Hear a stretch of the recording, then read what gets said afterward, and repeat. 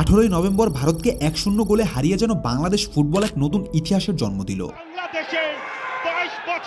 দীর্ঘ 22 বছর অপেক্ষার পর বাংলাদেশের জন্য বলা যায় এটি ছিল একটি ঐতিহাসিক জয়। শুধু কি তাই, চলতি বছর প্রায় 4.5 বছর পর বাংলাদেশ জাতীয় স্টেডিয়াম আবার খোলার পর ভুটানের বিরুদ্ধে সেই ম্যাচ, স্টেডিয়াম ভরা, মানুষের চোখে আত্মবিশ্বাস ও গলায় স্লোগান, আর অবশেষে 2-0 গোলে বাংলাদেশের জয়। এসব একটু অবাক লাগে না? মনে পড়ে 2003-এর সাব চ্যাম্পিয়নশিপের কথা। তখন বাংলাদেশ ফুটবল ফেডারেশনকে নিয়ে বাঙালিদের এক আলাদা উত্তেজনা ছিল, কিন্তু তার কয়েক বছরের মধ্যে ক্রিকেটের উন্মোদনায় যেন বাফুফে ঢেকে যায় এক অন্ধকার জগতে। স্পন্সর নেই, ফান্ডিং প্রবলেম, সাংবাদিকদের ল্যাক অফ অ্যাটেনশনের মতো আরো বেশ কিছু কারণে যেন সবাই ভুলে গিয়েছিল বাংলাদেশ ফুটবল টিমের কথা। কিন্তু অনেক লম্বা একটা সময়ের পর মানুষ যেন বাংলাদেশ ফুটবলকে নিয়ে একটা বিচিত্র স্বপ্ন নিজেদের মনে স্থাপন করছেন। বিশেষ করে হামজার মতো প্লেয়ারদের আগমনে বাংলাদেশ ফুটবলের এই অগ্রগতি সত্যি অস্বীকার করার মতো নয়। এখন প্রশ্ন হচ্ছে, বাংলাদেশ ফুটবলের ভবিষ্যৎ আসলে কি, আর কি বা তাদের নেক্সট মিশন?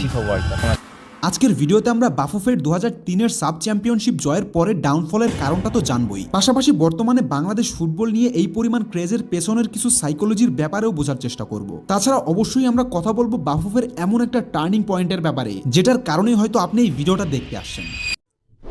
1878 সাল, যখন পুরো উপমহাদেশ ছিল ব্রিটিশ শাসনাধীন। সে সময় কলকাতা হেয়ার স্কুলের ছাত্র নরেন্দ্র প্রসাদ বন্ধুদের কাছ থেকে 30 টাকা চাঁদা তুলে একটা ফুটবল কিনলেন। কিন্তু সেটা দিয়ে তারা যে খেলা শুরু করলো, সেটাকে ফুটবল তো বলাই যায় না। গোলপোস্ট নেই, নিয়ম নেই, কখনো তো আবার হাত দিয়েও খেলা চলতো। তবে এসব দেখে প্রেসিডেন্সি কলেজের একজন ব্রিটিশ অধ্যাপক পরদিন নিয়ে এলেন একটা আসল ফুটবল, আর শেখালেন সব নিয়ম কানুন। এভাবেই ধীরে ধীরে জন্ম হলো বাংলার ফুটবলের। আসলে আমাদের দেশের ফুটবলের জন্ম কোনো এসি রুমে হয়নি, হয়েছিল যুদ্ধের ময়দানে। 1971 সালে যখন চারপাশে গুলির শব্দ, তখন জাকারিয়া পিন্টুর নেতৃত্বে একদল দামাল ছেলে গঠন করলো স্বাধীন বাংলা ফুটবল দল। এই দল গঠনের মূল উদ্দেশ্য ছিল স্বাধীনতার স্বীকৃতি আদায় এবং মুক্তিযোদ্ধাদের জন্য তহবিল সংগ্রহ। ক্যাপ্টেন জাকারিয়া পিন্টু ও গোলকিপার খন্দকার নুরুন্নবীরা তখন ভারতের বিভিন্ন জায়গায় মোট 16টা ম্যাচ খেলে 5 লক্ষ টাকা তহবিল সংগ্রহ করে এবং সেই পুরো টাকাটা যুদ্ধে সাহায্য করেছিল। তবে যুদ্ধের ঠিক 1 বছর পর 1972 সালের 15ই জুলাই যুদ্ধ বিধ্বস্ত দেশে প্রথম ক্রীড়ামন্ত্রী অধ্যাপক ইউনুস আলী এবং আবুল হাশেম মিলে গঠন করলেন বাফুফে।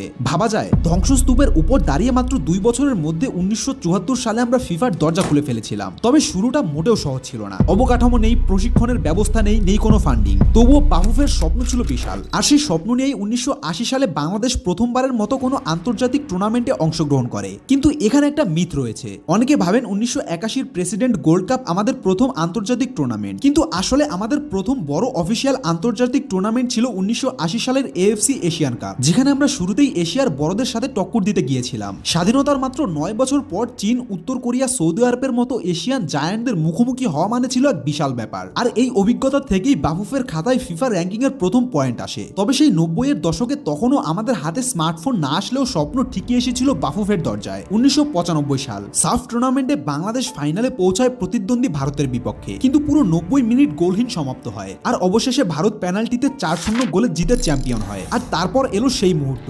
1996 সালের এপ্রিল, যখন বাংলাদেশের ফিফা র্যাঙ্কিং 110। এটা ছিল এখনো পর্যন্ত ইতিহাসের সর্বোচ্চ র্যাঙ্কিং, যেখানে আমরা ভারত পাকিস্তানের চেয়ে উপরে ছিলাম। বলা যায় সে সময় দক্ষিণ এশিয়ায় আমরা ছিলাম শক্তিশালী দেশগুলোর মধ্যে একটা। কিন্তু সিনেমায় ইন্টারভেলের পর যেমন একটা বড়সড় টুইস্ট আসে, ঠিক তেমন ভাবেই আমাদের এই গল্পেও একটা টুইস্ট আসে, যখন বাংলাদেশ ক্রিকেট 1997 সালে কার্লসবার্গ আইসিসি ট্রফি জিতল।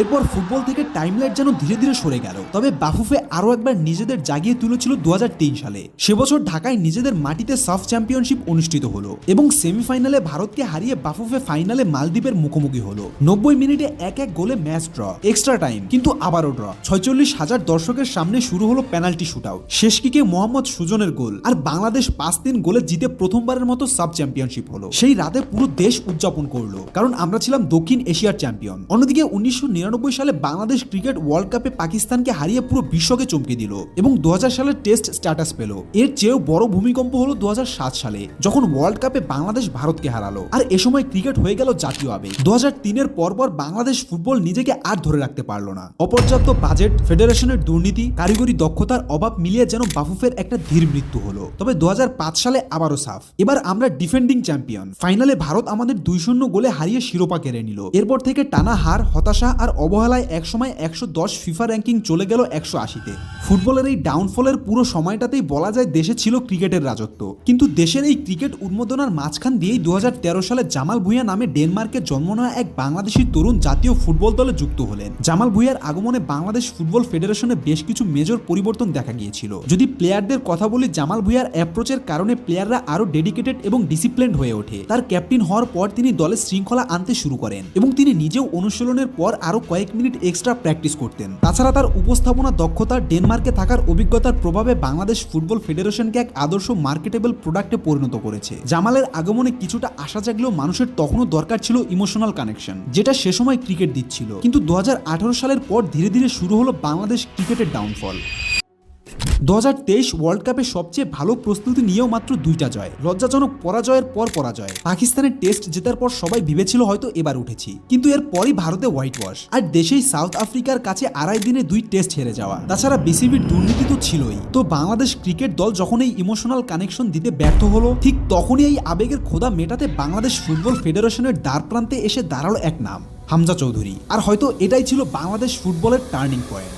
জন্মের পর থেকেই হামজা যুক্তরাষ্ট্রের লেস্টার শহরে বড় হন এবং premier league club Leicester City ও শেফিল্ড ইউনাইটেডের মতো দলগুলোর হয়ে খেলেছেন। তার মায়ের পৈতৃক নির্বাস বাংলাদেশের হবিগঞ্জে আর বাবার গ্রেনাডায়। এলাকায় তার বাংলাদেশি শিকড় থাকা ও পারিবারিক ও ব্যক্তিগত আগ্রহের কারণে তিনি বাংলাদেশ ফুটবল দলের প্রতিনিধিত্ব করার জন্য পদক্ষেপ নেন। 2024 সালে তিনি আনুষ্ঠানিকভাবে বাংলাদেশের হয়ে খেলার অনুমতি পান এবং ভারতের বিপক্ষে প্রথম জাতীয় দলে তার অভিষেক ঘটে। সত্যি বলতে এটা হয়তো আমাদের কল্পনারও বাইরে ছিল যে হামজার মতো একটা প্লেয়ার একদিন আমাদের দেশের হয়ে খেলবে। যে বাফুফে একসময় স্পন্সরের অভাবে ভুগত, তারাই হঠাৎ করে হামজা আসার পরপরই ইউনাইটেড কমার্শিয়াল ব্যাংকের সাথে 5 বছরের ডিল করলো। বাফুফের ইতিহাসে এটাই প্রথম দীর্ঘমেয়াদী স্পন্সরশিপ। টাকা এলো মানে ট্রেনিং ক্যাম্প, বেতন সবকিছুই উন্নতি হলো এবং এবছরই 25 মার্চ ঢাকায় ভারতের বিপক্ষে হামজা তার ডেবিউ ম্যাচ খেললো। যদিও ম্যাচ ড্র ছিল, কিন্তু হামজার ডিফেন্সিভ মিডফিল্ডিং দলকে কিভাবে স্ট্যাবল করেছিল তা স্পষ্ট দেখা যাচ্ছিল। তারপর 4 জন ভুটানের বিরুদ্ধে হামজার প্রথম গোলে যেন বাংলাদেশে এক নতুন হিরোর জন্ম হয়। ইতালি থেকে ফামিদুল ইসলাম, কানাডা থেকে সমিত সোম একে একে যুক্ত হচ্ছেন জাতীয় দলে। শুধু তাই না, টি স্পোর্টস লাইভ কভারেজ শুরু করেছে। ফ্যান এঙ্গেজমেন্ট আগের থেকে কয়েকশো গুণ বেড়েছে। সোশ্যাল মিডিয়ায় ফুটবল পেজ, ফ্যান ক্লাবের সংখ্যা লক্ষাধিক। এসবে পার্সোনালি আমি বাংলাদেশের ফুটবলের একটা ব্রাইট ফিউচার দেখতে পাচ্ছি, কিন্তু তারা আসলে কতটুকু এগোচ্ছে সেই ব্রাইট ফিউচারের দিকে? বাংলাদেশ ফুটবল নিয়ে অনেক সিন্ডিকেট আছে, সেসব নিয়ে আমরা অন্য কোনো দিন কথা বলবো। কিন্তু হ্যাঁ, বাংলাদেশ ফুটবল এগোচ্ছে। এখনো র্যাঙ্কিং 183, কিন্তু একাডেমি তৈরি হচ্ছে, স্টেডিয়াম আপগ্রেড হচ্ছে, তরুণরা স্বপ্ন দেখছে। হয়তো আর 10 বছর লাগবে, হয়তো 20, কিন্তু একদিন আমরা দেখবো একটা বাংলাদেশি খেলোয়াড় এশিয়ান চ্যাম্পিয়ন্স লিগে গোল করছে। একদিন হয়তো আমরা বিশ্বকাপে কোয়ালিফাইও করব, আর সেদিন তুমি বলতে পারবে হ্যাঁ, আমিও সেই যাত্রায় অংশ ছিলাম।